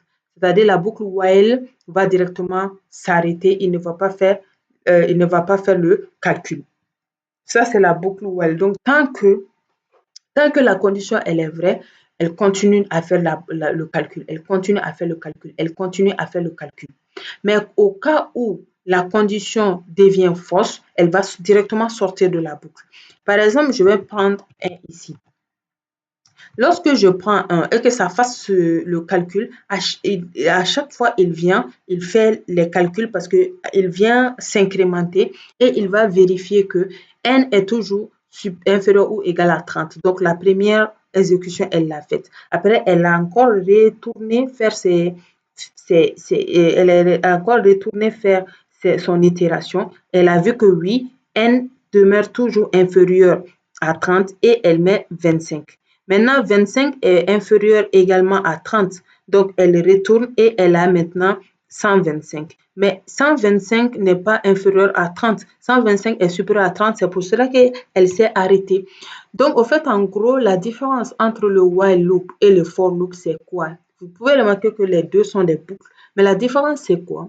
C'est qu'on connaît le début et la fin du for loop. Par exemple, ici, le for loop commence, voici son initialisation et on veut s'arrêter à 10. Donc, il va faire 11 itérations de 0 à 10. Alors que la boucle tant que, au niveau de la boucle tant que, on ne connaît pas le nombre d'itérations, c'est-à-dire le nombre de répétitions. Ça ne dépend pas de nous, on ne connaît pas.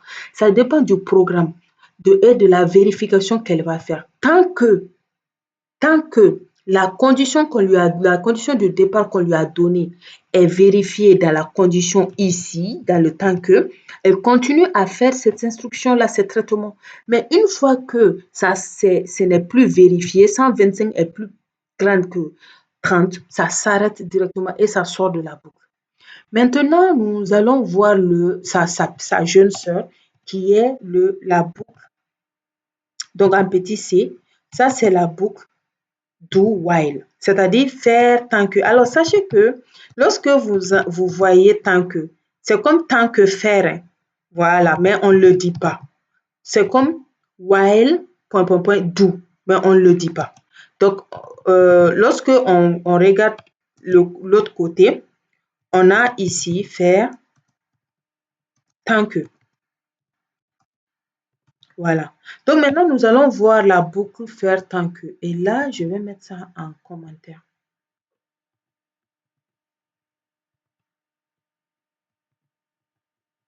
Voilà.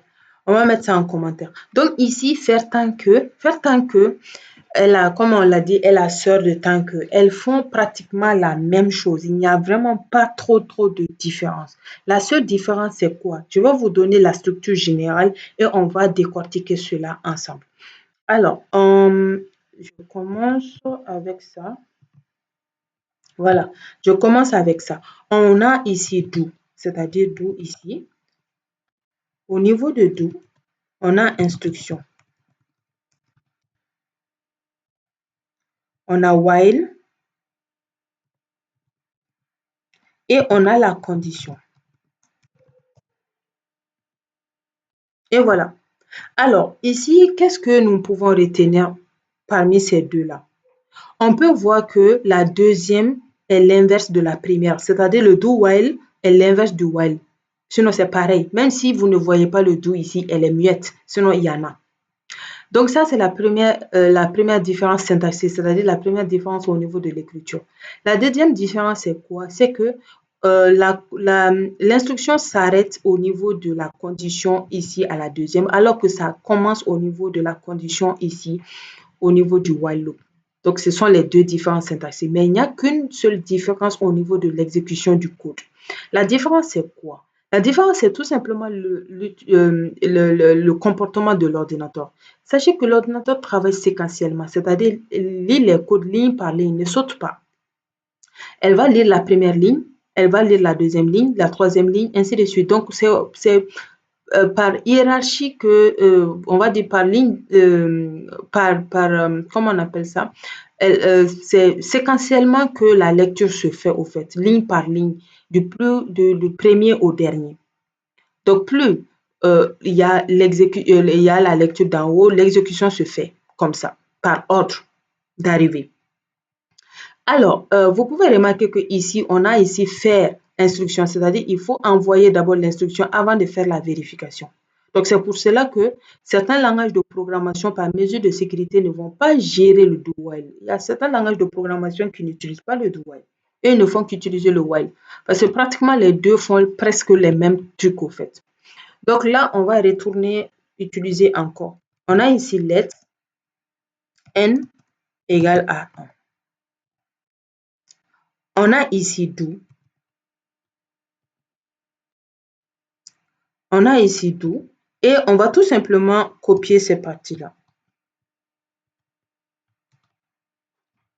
Et après, on vient utiliser. Vous voyez que c'est rouge, non, ça veut dire que ce n'est pas fini. On a ici while.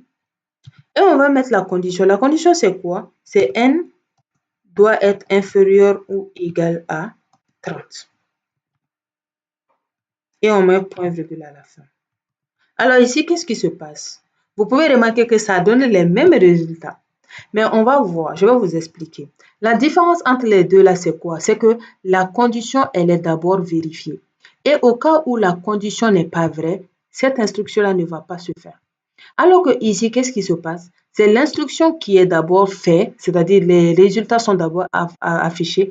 Après, la condition, elle est vérifiée. On dit du do while que, au cas où la condition soit vraie ou pas, au moins l'instruction, elle est exécutée une fois. Au moins, même si la condition ici n'est pas vraie. Par exemple, ici, je vais mettre 40. Vous voyez que non, ça a affiché le résultat quand même. J'ai mis 40, ça a affiché le résultat. Donc, ça veut dire que la condition soit vraie ou pas, au moins une fois, la, le résultat le résultat sort. Alors que ici, c'est tout à fait le contraire. Donc, en gros, le while est plus strict que le do while, au fait, au niveau de l'exécution. Au niveau du while, tant que la condition, elle n'est pas vraie, l'exécution ne va pas se faire.